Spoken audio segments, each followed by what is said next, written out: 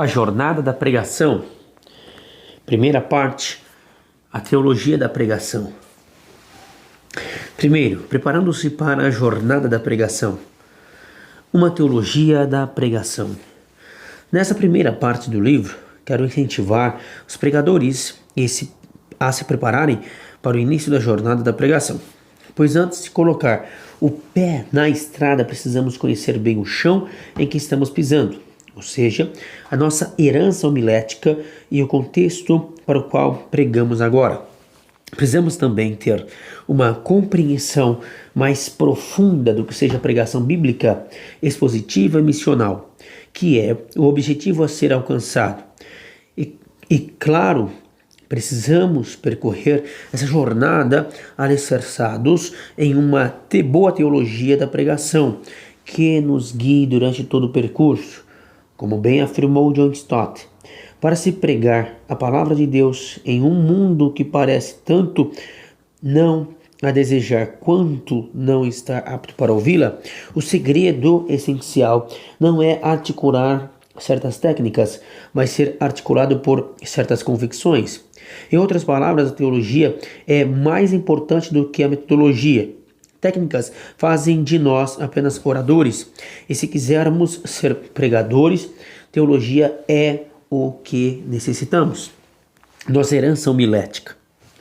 O mundo em que pregamos hoje é muito diferente daquele no qual os grandes pregadores do passado desenvolveram. As metodologias homiléticas que influenciaram gerações de pregadores e professores de teologia no Brasil, desde o início do século XX. Entre eles, destacamos John A. Broadus, em 1827 e 1895. O pastor batista e professor do Seminário Batista do Sul, em Louisville, Kentucky, considerado um dos melhores pregadores americanos do seu tempo. Publicou a primeira edição do famoso livro On Preparation on the Delivery of Sermons, em 1870. Essa obra teve várias edições publicadas em várias línguas. Até hoje, seu conteúdo e metodologia são ensinados em muitos seminários teológicos do nosso país. Outro acadêmico que influenciou fortemente a pregação no Brasil, principalmente no meio reformado, foi Andrew Watterson Blackwood, em 1822 a 1966. Pastor presbiteriano e professor em Princeton por muitos anos. Em 1948 publicou o livro The Preparation of Sermons, que alguns dos meus professores do seminário usaram como base para aulas de pregação. A metodologia de Blackwood está também ainda muito presente hoje, principalmente no meio reformado. Esses e outros grandes acadêmicos desenvolveram suas metodologias homiléticas entre os séculos XIX e XX, como uma resposta à cosmovisão moderna, provavelmente da época. E, sem dúvida, suas metodologias estavam em sintonia fina com o contexto e a cultura de um tempo caracterizado pelo racionalismo cartesiano. Nessa época, segundo Stanley Granz, a busca intelectual do ser humano elegera como seu objetivo revelar os segredos do universo para pôr a natureza a serviço do homem, criando um mundo melhor.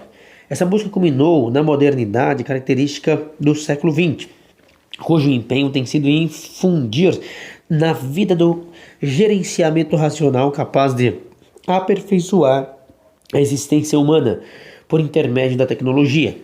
Dessa forma, os métodos de pregação desenvolvidos por eles e que ainda hoje são utilizados por muitos pregadores que conheço, tornaram-se fortemente caracterizados por estruturas lógicas e racionais, carregados de pontos e subpontos que continham argumentações desenvolvidas para provar a tese principal do sermão, geralmente apresentada no tema da mensagem, também chamada de ideia central ou proposição.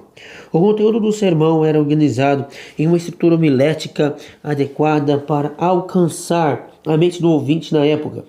O objetivo era convencê-lo a respeito da verdade pregada e explicada por meio de argumentações lógicas, mesmo que tivesse um conteúdo moral e espiritual. O manuscrito do sermão, quando pronto, parecia-se com uma tese ou com uma monografia bem apropriada à leitura e à reflexão. O mundo em que pregamos. O mundo em que pregamos hoje mudou desde que os métodos homiléticos modernos foram desenvolvidos. Vivemos em um mundo diferente. Ao longo das últimas décadas, experimentamos uma verdadeira revolução tecnológica dos meios de comunicação. Vimos o surgimento dos computadores de mão, dos smartphones e de todas as plataformas de mídias sociais, que trouxeram o mundo inteiro para dentro de nossa casa, ou, por que não dizer, do nosso bolso. Essa mudança vem influenciando a maneira de as novas gerações compreenderem o mundo e se comunicarem, e acabaram por desenvolver uma cultura visual fortemente marcada por imagens e movimentos, como explica Harry David Suringa. Várias perspectivas no desenvolvimento social levaram-nos a designar a nossa era como a era da tecnologia, a era da eletrônica, a era do computador, a era da revolução cibernética e alguma coisa era. Entretanto, mais do que nunca vivemos na era visual. Embora essa cultura seja marcada pelo forte estímulo visual e o mundo tenha mudado tanto em muitos meios cristãos, a pregação mudou bem pouco ao longo dos tempos. Poucos levam em conta a importância das imagens e movimentos em seus sermões, e quando usam algum tipo de recurso visual, sempre fazem o melhor uso deles. Não é à toa que já há muito tempo Hans-Dieter Bastian afirmou, em termos de técnicas de comunicação, o sermão ocupa o mesmo lugar que a lâmpada de querosene em termos técnicos de iluminação.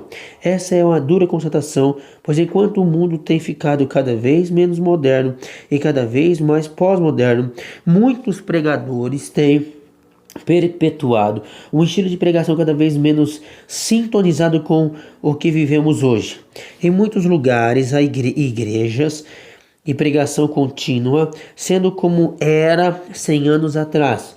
Meu professor Sidney Gray Danos falamos sobre o contexto atual da pregação em uma das suas aulas. Atestou que o grande desafio da pregação nesses tempos pós-modernos é continuarmos pregando o texto antigo para um mundo pós-moderno, utilizando ferramentas homiléticas modernas. Realmente, existe um abismo entre a nossa cultura e o mundo do texto antigo, e entre a nossa cultura e a metodologia da pregação moderna. Por isso, Graham Houston afirmou: uma grande pregação é uma pregação relevante, mas o que parecia efetivo na comunicação do Evangelho a uma audiência moderna pode não funcionar bem na cultura pós-moderna.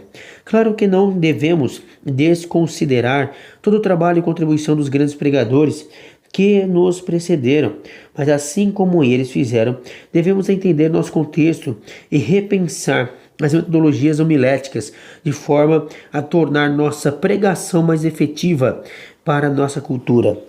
Os ouvintes de hoje precisam de menos argumentação lógica e mais experiências palpáveis para se envolverem com a mensagem. O sermão deve considerar a necessidade que as pessoas têm de movimento e de enxergar o que está sendo dito. Por isso, uma das grandes mudanças, talvez a mais significativa, que vem ocorrendo na pregação contemporânea está relacionado com a forma do sermão, ou seja, a estrutura homilética.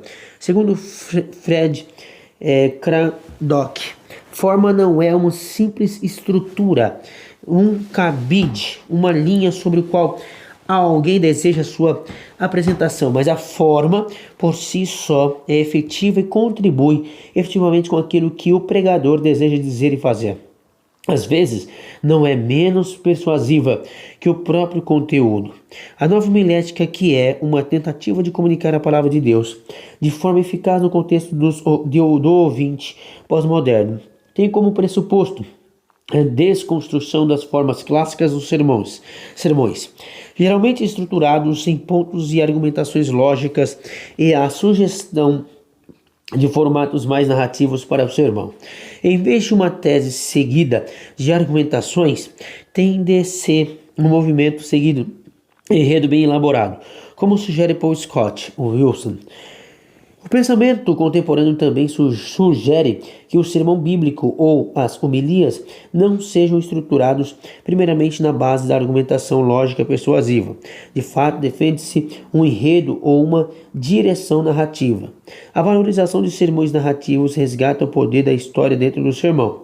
É uma transição de um movimento dedutivo, próprio da modernidade, para um movimento mais indutivo na pregação pós-moderna, ou seja, em vez de um pregador tentar convencer os ouvintes das verdades bíblicas por meio de uma argumentação categórica, ele prefere comunicar aos ouvintes a segui-lo em uma jornada na qual as verdades vão sendo descobertas ao longo do caminho, à medida que o sermão vai se desenrolando. E é o próprio ouvinte, conduzido pelo pregador, que chega à conclusão das verdades bíblicas e como elas se aplicam à sua vida. Ser narrativo não significa fazer sermão simplesmente uma história, mas levar em consideração os movimentos narrativos do texto e do contexto, até mesmo teológicos, como o movimento narrativo da história da redenção que segue o enredo da criação, queda, redenção e consumação. Esses movimentos podem servir de base para a elaboração de um esboço homilético, como veremos adiante.